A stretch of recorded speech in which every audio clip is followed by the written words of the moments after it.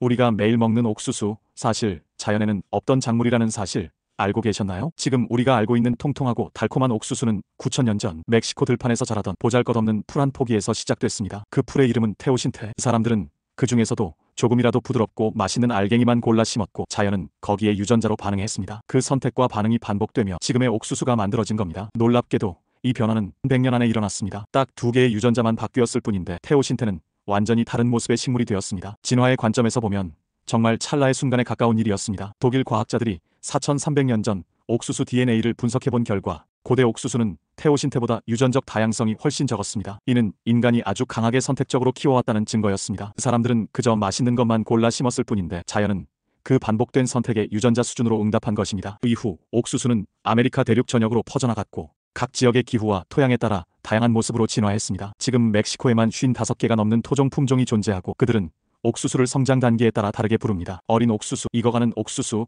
말린 옥수수. 그들에게 옥수수는 단순한 작물이 아니라 삶 그 자체였습니다. 한라라는 작은 마을에서 자라는 옥수수는 길이가 40cm에 달하고 1924년에는 무려 60cm까지 자란 기록도 있습니다. 그때 옥수수 줄기의 높이는 6m를 넘겼다고 합니다. 사람 키를 훌쩍 넘는 2층 집 높이의 옥수수였던 셈입니다. 옥수수는 해발 3600m의 고산지대에서도 해수면 가까운 평지에서도 잘 자랍니다. 성숙하는 데 걸리는 시간도 6주에서 13개월까지 상상 이상으로 다양합니다. 이건 단순한 품종 개량이 아닙니다. 각 지역의 사람과 자연이 함께 만든 결과물, 즉 문화 그 자체였습니다. 마야 문명에서 옥수수는 신과도 같은 존재였습니다. 그들의 창조 신화를 보면 신들이 진흙으로 인간을 만들려 했지만 실패하고 마침내 옥수수 반죽으로 인간을 빚어내 성공합니다. 이 이야기는 단순한 상상이 아니었습니다. 씨앗 하나로 수백 배의 수확이 가능하고 농부 한 명이 1년에 51만 일해도 4인 가족을 먹여 살릴 수 있는 작물. 게다가 어떤 환경에서도 잘 자라기 때문에 사람들은 이 옥수수를 신의 선물로 여겼습니다. 스페인 정복자들이 도착하기 전 아메리카 대륙에 살던 2천만 명이 원주민들이 모두 옥수수에 의존해 생존했습니다. 지금도 멕시코 인구의 절반은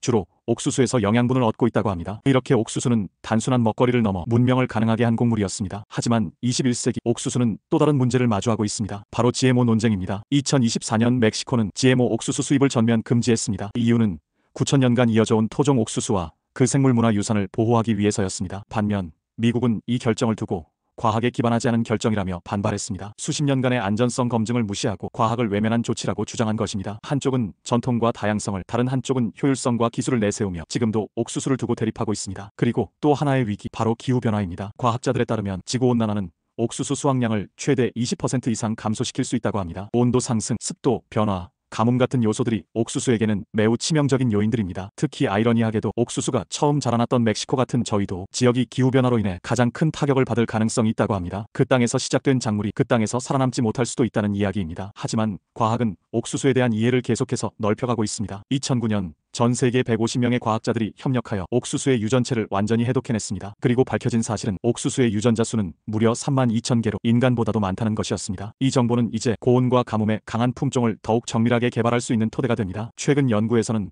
옥수수가 약 1200만 년 전부터 건조한 환경에 적응하기 위해 특정 유전자를 스스로 복제해왔다는 사실도 밝혀졌습니다. 즉, 진화는 지금도 계속되고 있습니다. 한국에서도 새로운 옥수수 품종이 계속 탄생하고 있습니다. 미백이온은 일반 옥수수보다 베타카로틴 함량이 8배 높고 일미찰은 당도가 21브릭스로 멜론보다 더 달다고 합니다. 이처럼 사람의 필요와 자연의 가능성이 만나 지금도 새로운 옥수수를 만들어내고 있습니다. 그 한 알의 옥수수 속에는 9천년 동안 이어진 선택과 반응, 기대와 우연, 실패와 반복의 흔적이 담겨 있습니다. 단순한 곡물이 아니라 사람과 자연이 함께 써온 먹을 수 있는 진화의 역사서인 셈입니다. 그리고 이 이야기는 지금 이 순간에도 계속 쓰이고 있습니다. 우리가 앞으로 어떤 옥수수를 심느냐에 따라 그 미래는 달라질 것입니다. 다음에 옥수수를 먹게 된다면 그 한 알 속에 담긴 9천년의 시간을 떠올려 보세요.